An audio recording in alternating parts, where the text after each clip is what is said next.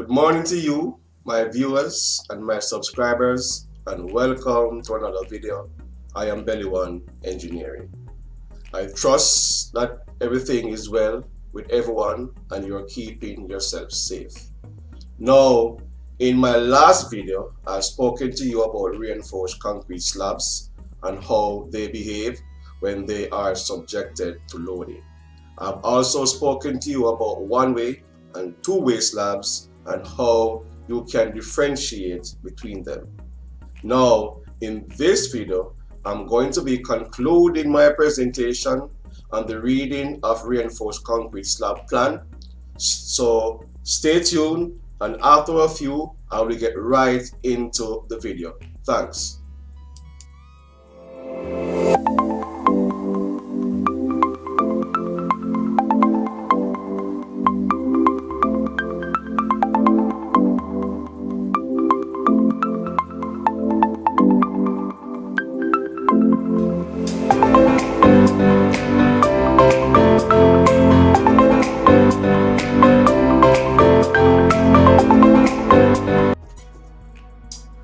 Welcome back to this segment in the series of my reinforced concrete slab plan reading. And without further delay, let's get right into the actual presentation. So this is what the actual floor slab reinforcement concrete plan looks like. All right. So to better understand the floor reinforcement slab rebar callouts, we have to first go to our floor plan. And as I mentioned to you before, the floor plan is a very critical aspect of the sets of working drawings. So as you can see now, this is a two-floor building of which the floor plan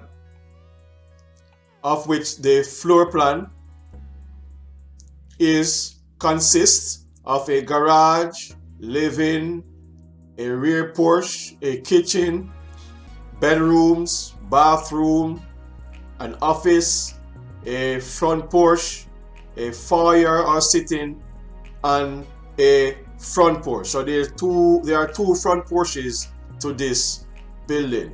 So this is the first floor or the bottom floor or the ground floor, whatever you might want to call it.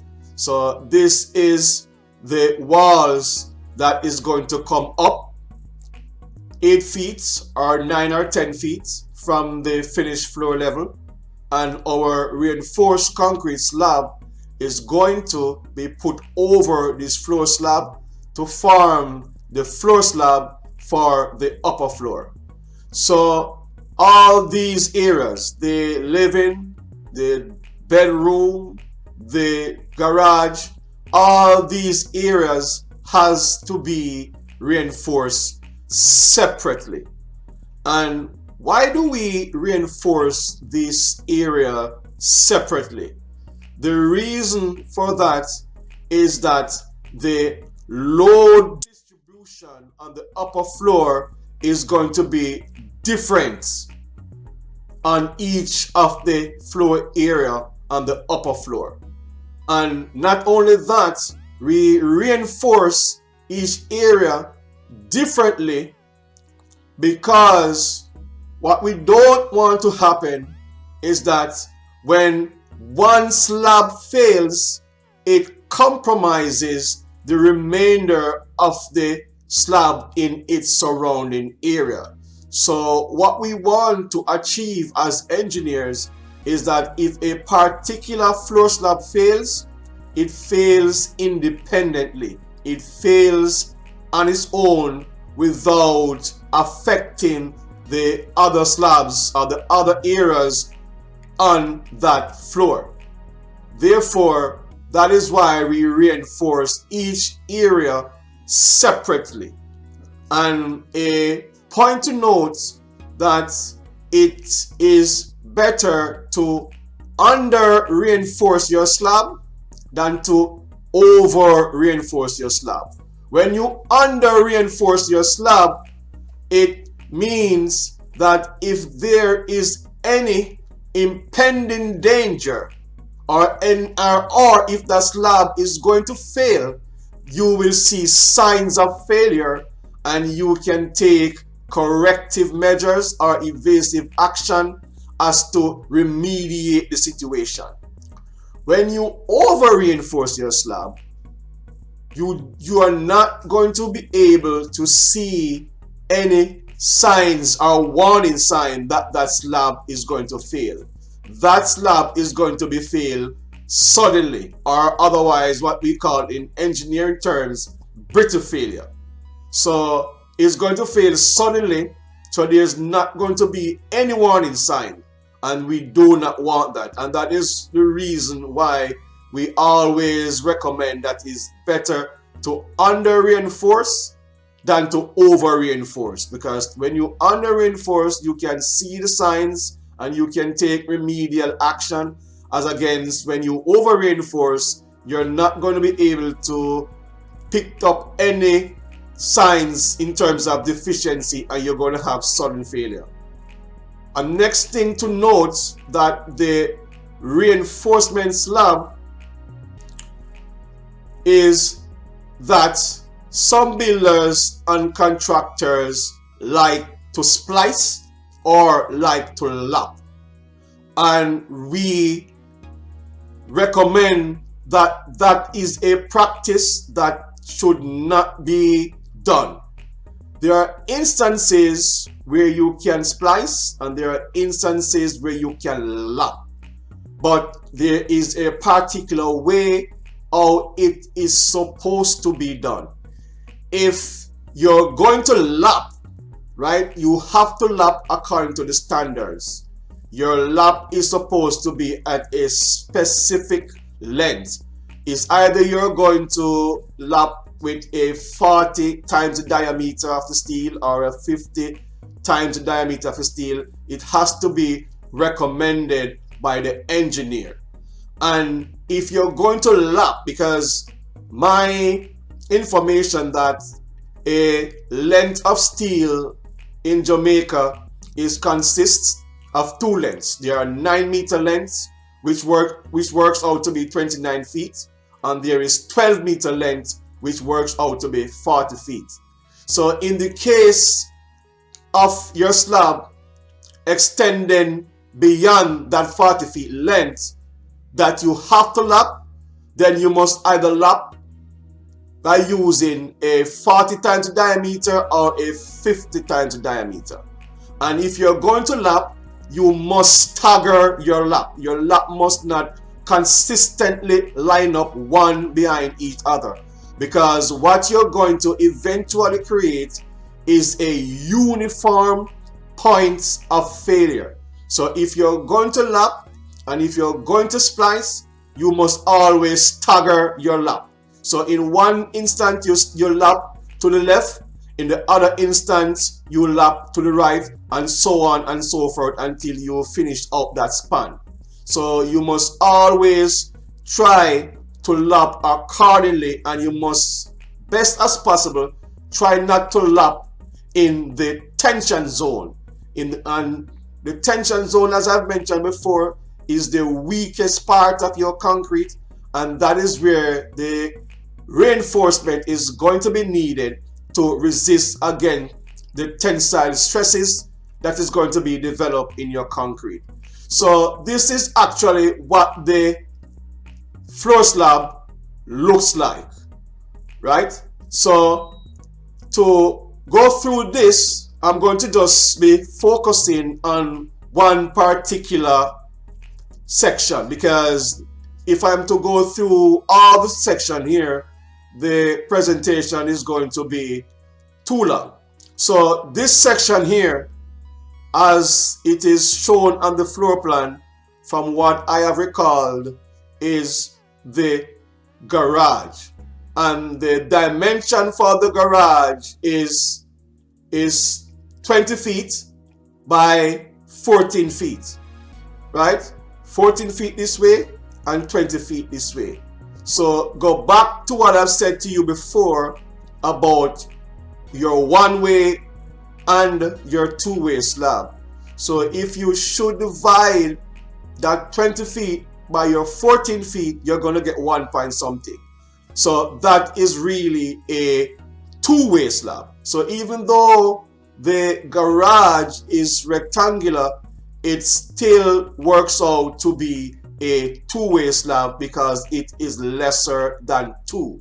So if you notice your main bar here, which runs in the shorter direction, and even though it works out to be a two-way slab, I still reinforce it in a conservative way. So I space my bar in my transverse direction shorter, so closer should say. So in this instance, the transverse bar, as it has been called out here, is 9 inches on center, while my longitudinal bar, which is the temperature and shrinkage bar or the distribution bar, is placed 12 inches on center. And point to note, you must take into consideration your 1/3 span, meaning you divide the span of the garage by 3 and you divide the span of the living area. This area is your living area. You divide that by 3 to get your 1/3 span at the top. And if you notice, there's a call out here which says 13 millimeter half inch MSB at 250 millimeter 10 inch on center, placed at 1/3 span at all wall and slab intersection throughout the floor slab for negative moment. And I'm going to show you what I'm talking about when we talk about negative moment and positive moment. So this is your 1/3 span, and you can see this more clearly when we turn to the section of the floor slab. Also, you must note your quarter span, right? So this bar here is your quarter span, which is placed at the top of the slab.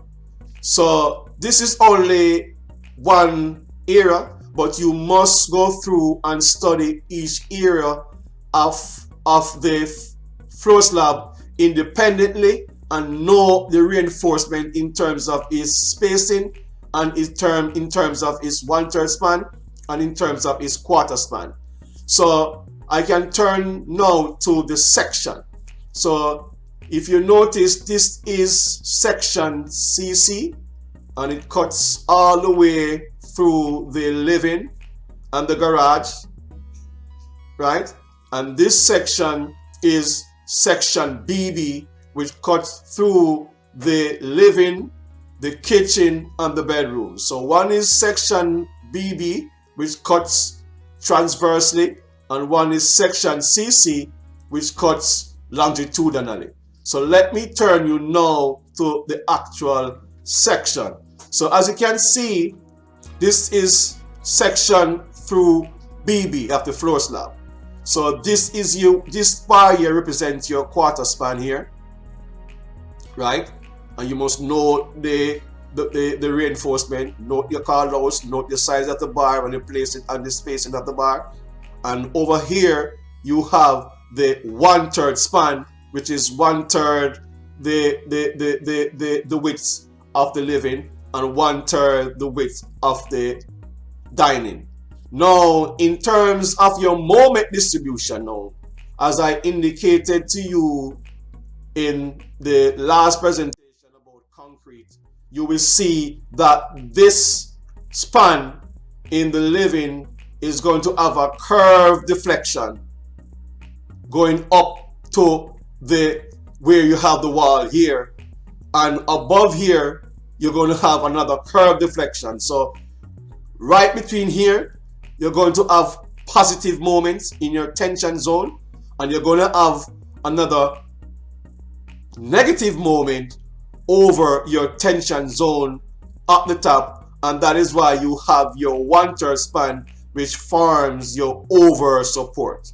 So you note this and you look at this section very, very carefully, and you must read the floor slab plan in conjunction with your section cut. So if there's something that you don't understand on the plan, you can come to the section and it shows you, because the section is just merely similar to the plan, and it gives you a better description of the actual slab itself. So you observe what is going on in section BB, and you observe what is going on in section CC, and it gives you the same call out.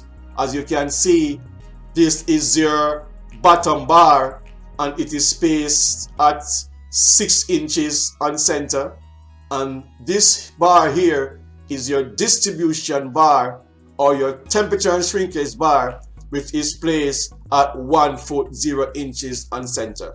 So note to read this carefully in conjunction with the slab reinforcement plan, and if you do that, you should execute your slab reinforcement in a good way, right?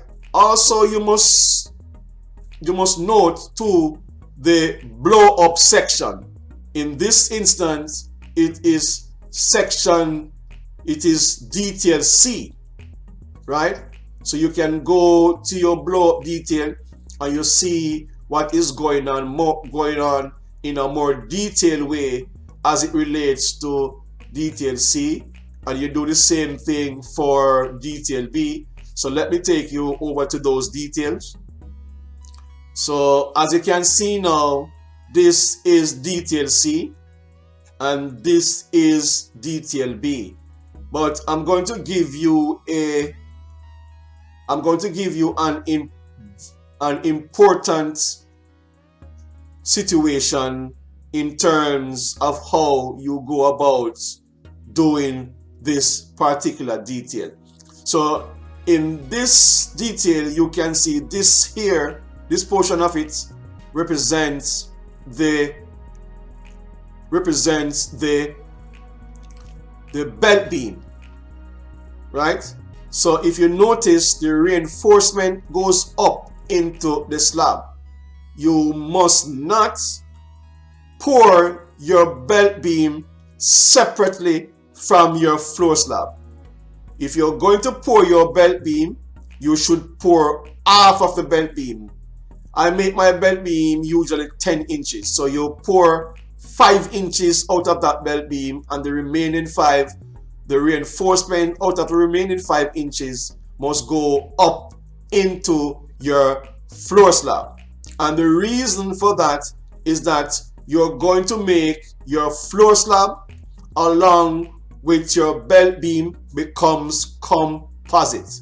It's the same thing we do with bridge. When we are pouring our bridge deck, we allow our reinforcement to go up from the beam itself into the deck to let the deck and the beam become composite.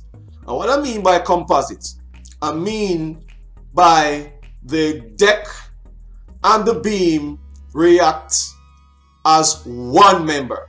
So in the case of an earthquake, you do not have the slab going in one direction and the beam going in the opposite direction. So therefore, you must always ensure that the reinforcement from your belt beam projects up into your slab so as to make your slab and your beam becomes composite.